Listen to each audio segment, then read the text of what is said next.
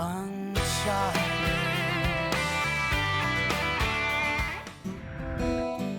Before heading home, I was inspired to make one final stop at a place called the Shack Up Inn, which, according to owner Bill Talbot, is as much about giving travelers an insight into the historical significance of sharecropping as it is about giving them a place to rest their weary heads. I'd bought the 4-bay tractor shed right behind you in '95 and fixed it up as my home. Okay. And I was the only person living on this side of the road for 3 years, so it was perfectly quiet and still.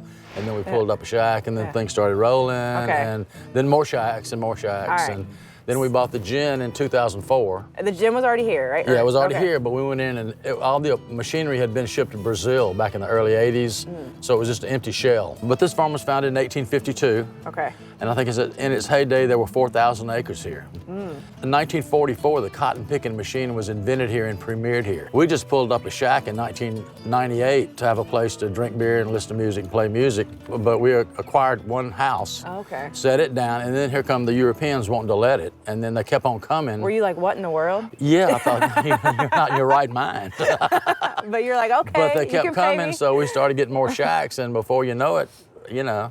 Robert Clay came from Birdie, Mississippi, and it was out in the middle of nowhere. There was not another sign of civilization, no light poles, no nothing. But he raised 7 sons in this house without running water or electricity. Well, the story goes his 7 sons came back and tried to get the old guy to move out of there in later life, and Robert wouldn't leave.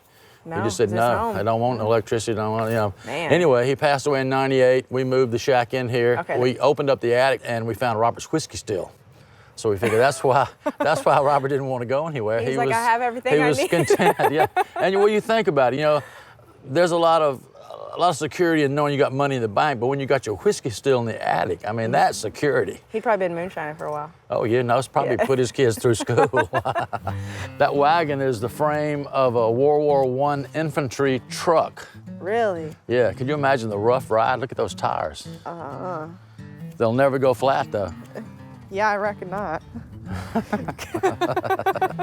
You know, the people that do come here, primarily people from overseas, a lot of them know more about us than we do, which I think is a little on the strange side.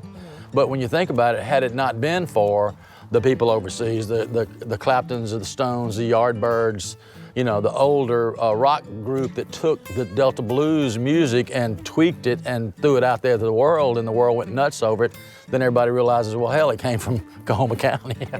So it's a little weird in that respect. From what I hear, the Shack Up Inn is more than just a collection of old sharecropper shacks.